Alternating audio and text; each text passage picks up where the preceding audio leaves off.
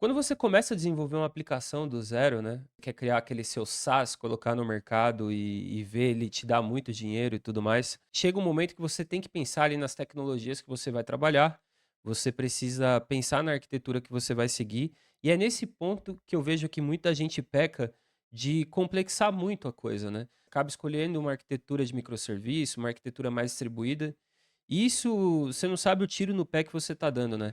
Isso acaba sendo um problema, porque se tratando de um SaaS ali, você precisa lançar o MVP muito rápido para jogar no mercado, testar, para entender se aquilo tem aderência ou não.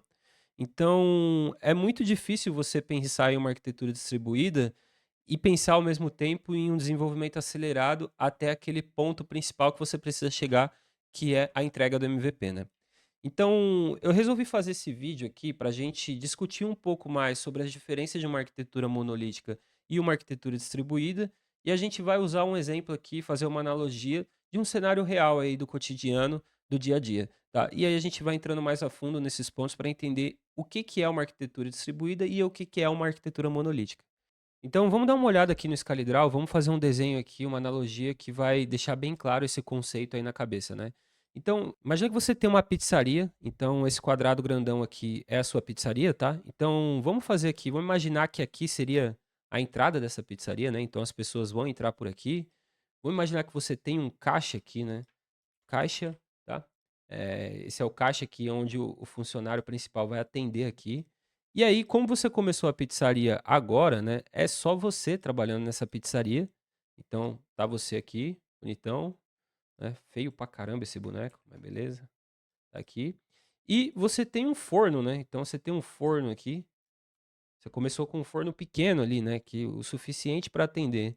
Aí você tem um balcão aqui, né, mas você é o cara que vem aqui, recebe o pagamento, corre lá no forno, assa pizza, né, fabrica pizza, assa pizza e você vai e entrega ela nas mesas aqui, né. Então, tipo, o cliente chegou, pediu para você, sentou na mesa, e aí você simplesmente vem e vai entregando nas mesas aqui, né. Tá, eh vamos imaginar que isso aqui é uma arquitetura monolítica, né. O front-end tá aqui, o back-end, tá tudo funcionando ali no mesmo ambiente, né, vamos dizer assim. A gente tem o mesmo código, muitas das vezes, então a gente, tem um banco de dados só ali, tudo muito atrelado ali. Só que isso gera um problema, né, porque é o clássico problema da escalabilidade. Como é que você faria para escalar isso aqui, né? Numa arquitetura monolítica, se tratando de uma aplicação, vamos imaginar aqui que essa sua pizzaria está agora no digital, né? Vamos trazer todo esse contexto aqui para o contexto digital ali. Já que a gente tem tudo atrelado ali, back-end, né? Tem o front-end aqui também atuando junto, tem o banco de dados, né? Eh, colocar aqui DB, beleza? Então, vamos imaginar que a gente precisa escalar isso, né?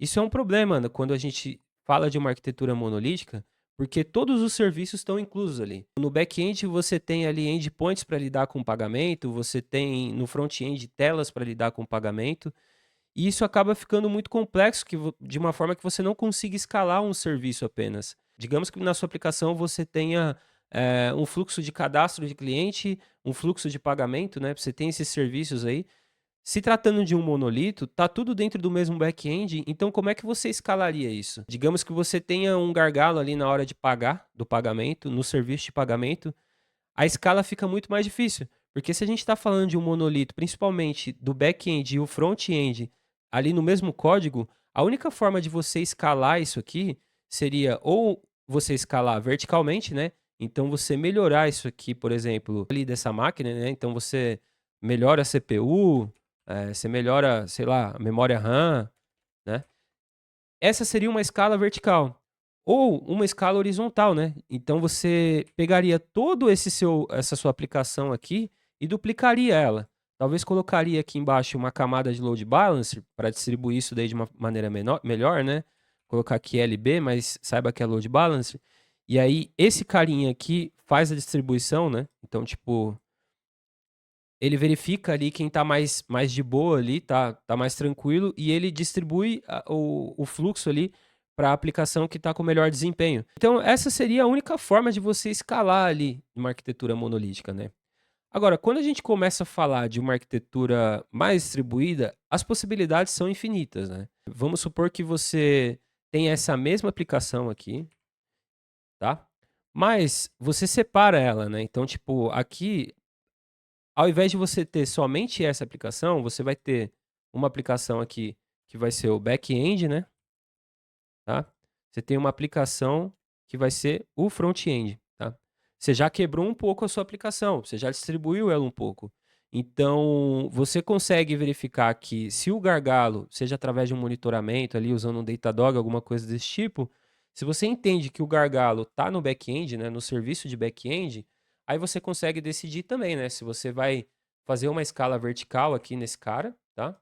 Ou você vai escalar horizontalmente também, há essa possibilidade, ou você pode até separar muito mais, né. Digamos que aqui esse back-end ele tem um serviço de pagamento, tá, e ele tem um serviço de cadastro, tá.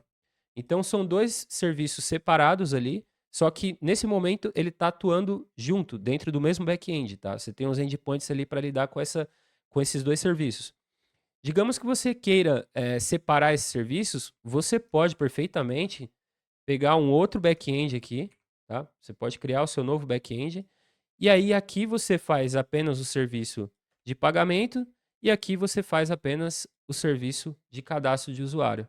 Então, se você tem um problema de gargalo aqui, vamos colocar novamente aqui o nosso load balancer, né? Se você tem ali o serviço de cadastro tendo algum gargalo, algum problema, é muito fácil você identificar isso e você escalar apenas esse serviço. E manter esse serviço como está, ele não está dando problema, ele está segurando a barra. Ou seja, olhando aqui de volta para o nosso monolito, seria a mesma coisa que você colocar um caixa a mais, talvez, colocar mais um caixa, talvez chamar mais um funcionário, ou, por sua vez, a gente pode até fazer uma escala vertical, né. A gente pode pegar esse forno aqui, que talvez não esteja dando conta, e a gente aumenta o tamanho dele, a gente manda fazer um forno maior, então você escalou verticalmente, e os caixas você escalou horizontalmente, tá. Então você percebe que existem algumas vantagens ali, mas esse que é o problema, né, o problema que eu coloquei lá atrás. Então, cara, se eu vou ter problema para escalar lá na frente, por que é que eu vou construir um monolito, tá, que depois eu vou precisar escalar. Depois, hipoteticamente, eu vou precisar escalar. A gente precisa pensar no seguinte: nem toda aplicação ela precisa de uma arquitetura distribuída, nem toda. A gente fala de arquitetura distribuída, a gente está falando de aumentar a complexidade técnica. Empresas que trabalham com arquitetura distribuída, seja micro front-end ou qualquer outro tipo de arquitetura distribuída, elas possuem times, elas possuem várias pessoas atuando, sei lá, centenas, dezenas, de pessoas atuando, e cada time cuida de uma parte do projeto. Agora, se você está falando de uma empresa ou de um SaaS que você vai trabalhar sozinho e você vai conseguir manter uma arquitetura distribuída, fora o custo, que por sua vez pode ser muito maior, aí é que o negócio começa a ficar muito mais complexo, né. Porque aqui eu criei aqui uma arquitetura distribuída, mas ela é muito simples. As coisas podem ficar muito mais complexas aqui. A gente pode ter Docker, Kubernetes, a gente pode ter vários serviços de cloud atuando junto, a gente pode colocar fila com, RabbitMQ, a gente pode fazer uma porrada de coisas, sabe. Então, esse modelo aqui, ele é muito simples. Então você pode até imaginar que você conseguiria manter algo desse tipo. Ok, você conseguiria manter algo desse tipo. Mas quando você pega uma arquitetura muito mais robusta, muito mais complexa, você precisa de pessoas e times. E é insano você imaginar que se você tem uma equipe de 10 pessoas ali atuando na sua aplicação e ela cresceu muito a ponto de virar uma arquitetura distribuída e você achar que todo mundo vai mexer em todas essas partes do código. Aqui a gente falou só de um front-end, mas a gente pode ter micro front-end, a gente pode ter aplicação rodando em Vue, a gente pode ter aplicação React, Next, enfim, tanto faz. A gente pode ter várias aplicações só de front-end. Então, como você vai imaginar que uma pessoa vai ter domínio absoluto de todas aqueles frameworks ali que estão atuando no front-end? É aí que você entra num gargalo muito grande, né? Que você pensa, cara, a arquitetura distribuída, ela acaba virando um problema, um potencial problema para minha aplicação. Porque como eu vou manter isso? E lembrando, né, mão de obra, pessoas para trabalhar, isso é custo, e é um custo extremamente alto. Então não dá para crer que você vai pegar alguém e que vocês 2 vão conseguir manter toda essa arquitetura, tá. Agora, vamos olhar um pouquinho aqui umas coisas que eu já deixei preparado. Então imagina aqui que você tem uma aplicação monolítica, né. Então o cliente chega, ele chega na aplicação monolítica, e a aplicação monolítica, ela cuida de tudo, né. Ela faz o atendimento, ela cuida da cozinha, do caixa, do estoque. Então, qual que é o problema, né? Ali você tem uma limitação de escala. Você pode escalar isso verticalmente, você aumenta a CPU, aumenta a memória, né, como eu já tinha dito. Então, quando a gente fala de escala no monolito, né, então vou até pegar esse desenho aqui que a gente fez, dessa aplicação especificamente, a gente tem o nosso monolito aqui, onde tem um back-end, um front-end e o banco de dados, né. Então, como a gente pensaria em escalar isso aqui horizontalmente? Se está tudo atrelado ali, tudo no mesmo repositório do GitHub, tudo funcionando muito junto ali. Como a gente escalaria isso? A gente já falou de separar o back-end em serviços diferentes, seria uma possibilidade. Mas aqui no monolito, a gente não vai fazer isso. Então, digamos que a gente tem um back-end só que vai lidar com pagamento, estoque, fluxo de cadastro, o fluxo de login, autenticação, tudo mais. Quando você pensa em escalar isso dessa forma, você teria que duplicar essa aplicação, né. Então você tem a instância do app 1, a instância do app 2 e a instância do app 3, né. Beleza. E aí você coloca um load balance ali para trabalhar com o balanceamento da carga, né, distribuir isso nessas aplicações. Isso seria um bom exemplo de escala, né, então você pegou seu monolito e você melhorou ali a disponibilidade dele, de forma que você não precise já começar a olhar para uma arquitetura distribuída. Isso aí ajuda bastante, né, porque você melhorou bastante, digamos que você chegou naquele pico ali, a sua pizzaria já está recebendo muita gente aqui, né, muita gente entrando aqui na sua na sua aplicação, então você tem uma fila gigantesca aqui de pessoas entrando e, cara, tá insuportável, você não tá conseguindo atender. Então, esse tipo de escala aqui, a gente tá falando disso em um contexto de tecnologia, né, a gente consegue fazer isso, a gente não conseguiria duplicar a pizzaria, né, talvez abrir uma outra franquia, mas não seria o caso. Eh então, seguindo aqui, né, a gente tem o cliente que, distribuindo um pouco mais, né, a gente vai chegar numa arquitetura mais distribuída novamente. Então, a gente tem o cliente aqui, ele vai ter o front-end ali, que é o garçom, né, que é o cara que vai até a cozinha e faz os pedidos, né. Aí tem um serviço de pedido, então realmente é o que a gente no momento que o front-end vai fazer uma requisição ali para o back, uma requisição HTTP, vai falar: "Ó, o cara quer uma pizza tal, quer um refrigerante, quer uma cerveja", tá. E aí, esse serviço, ele chama o serviço de pagamento e chama o serviço de produção, né, que é o serviço de produção da pizza, né, o serviço ali da cozinha, que também está integrado ao serviço de estoque. Então percebe que você já ampliou um pouco mais ali, você já distribuiu um pouco mais a sua aplicação. Dá para ir muito a fundo, tá? A gente está sendo bem simples aqui para termos de didática, tá? Mas a gente consegue avançar muito nisso. Tá. Então, aqui a gente tem também um exemplinho, né, que a gente poderia fazer do pedido criado, né, então a gente consegue colocar ali no fluxo, entre o serviço de pedido, né, até o serviço de produção, a gente conseguiria colocar um RabbitMQ ou um SQS, né, para lidar com a fila ali, né. Então o cara chega, ele pede, ele recebe, ele sai, tá. Então seria um FIFO ali, first in, first out, tá. Então, esse serviço aqui integrado com o serviço da cozinha, o worker ali que está trabalhando e produzindo a pizza para devolver para o cliente, beleza? E aí a gente também consegue distribuir um pouco mais na questão dos workers, né? Se a gente precisar escalar um pouco mais esses workers, a gente consegue criar instâncias dele, né? E você escalou ele um pouco mais. Então você tem a mesma fila aqui, que seria esse mesmo carinha, tá? A gente tem a API de pedidos ali, que seria esse cara aqui, o serviço de pedidos, tá?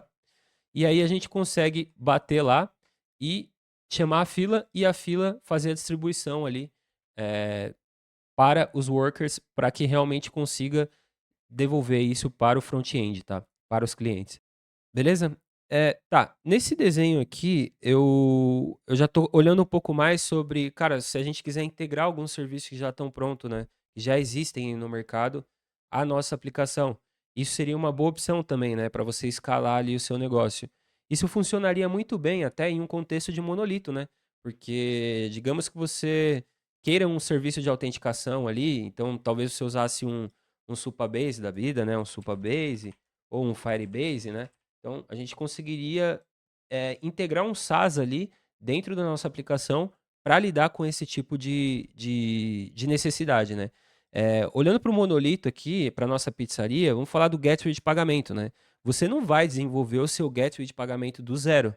Esse não é o seu negócio, né, você não vai perder tempo com isso. Existem vários gateways de pagamento, né. Então você pode usar, sei lá, um Pagar.me, né, você pode usar um Abacate Pay, é, Stripe, né, Stripe e, enfim, são infinitos aí a possibilidade. Você pode colocar aqui seria a mesma coisa do exemplo da pizzaria aqui, no seu caixa, né. Aquele sistema que vai funcionar no seu caixa ali, com método de pagamento, maquininha, etc e tal, você não vai criar isso do zero, é insano, né, o seu negócio é pizzaria. Então você vai contratar uma empresa aí, uma fintech que vai trazer esse recurso para você, tá. Esse é uma possibilidade de escala. Então você percebe que essa possibilidade, ela também funciona muito bem ali num monolito, porque você consegue integrar, esses serviços aqui, um SaaS de autenticação ali, um Supabase, Firebase, no seu monolito ali, integrando no seu back-end, no seu front-end. O gateway de pagamento também você consegue integrar. Então não necessariamente você precisa já começar a olhar por uma arquitetura mais distribuída e falar: "Cara, eu preciso criar um microserviços aqui que vai ser meu próprio gateway de pagamento". Não, calma, para com isso, não precisa disso, tá. Você vai precisar crescer muito a sua aplicação para chegar a um nível desse, tá. E, de repente, você nem precise, beleza? Então aqui você tem serviços também de fila gerenciada, banco gerenciado, né, então, tipo, você tem se eu não me engano, Mongo Atlas, né, por exemplo. Você tem o Mongo Atlas, banco gerenciado, o próprio Supabase também tem o Postgres ali, né, que você pode utilizar.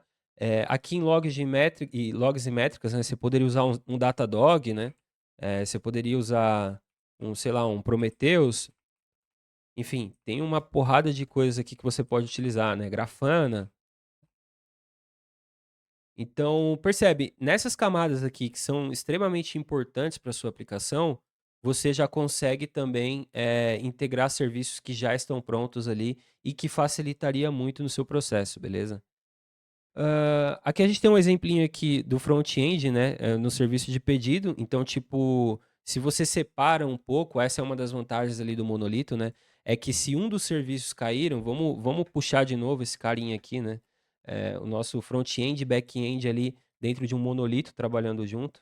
Então, digamos que no nosso back-end aqui, a gente tenha, o serviço de pagamento, né, serviço de pagamento, pagamento e o serviço de cadastro, né. O problema de você estar utilizando um monolito, né, é que se der BO em algum desses serviços do seu back-end, a chance de flopar tudo, da sua API cair, é muito grande, né. Então, na arquitetura distribuída, acaba ficando um pouco melhor esse processo, né, porque você consegue, se cai o serviço de pagamento, o serviço da cozinha continua funcionando, e aí você consegue reaver, você consegue ajustar isso e cuidar para receber o pagamento em um momento, no momento que se estabilizar ali, né. Então essa seria uma das vantagens ali da sua aplicação, sendo ela um pouco mais distribuída, né. É claro que tem esses problemas aí de se cai a API, todos os serviços param, coisas desse tipo, mas, seria a melhor opção quando você começa pequeno, assim como quando você vai abrir uma pizzaria, né.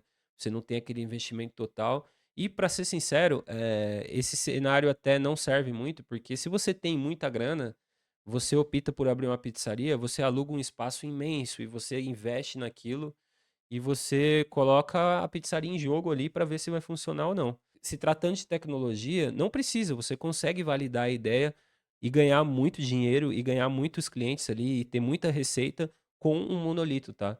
É diferente de um espaço físico ali, de um comércio que existe um fluxo ali de entrada e saída, existe quantidade de mesas ali, então é óbvio que isso é só uma analogia para a gente entender melhor como funciona uma arquitetura distribuída, tá?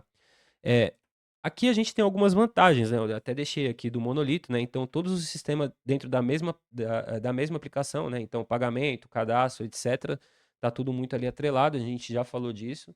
A gente tem um banco de dados, né, então a gente consegue facilitar muito o nosso processo ali, porque o banco de dados está centralizado tudo ali, né, dados do cliente, dados de pagamento, enfim, dados de pedido, estoque, etc e tal, a gente tem que estar tudo centralizado no mesmo banco, né.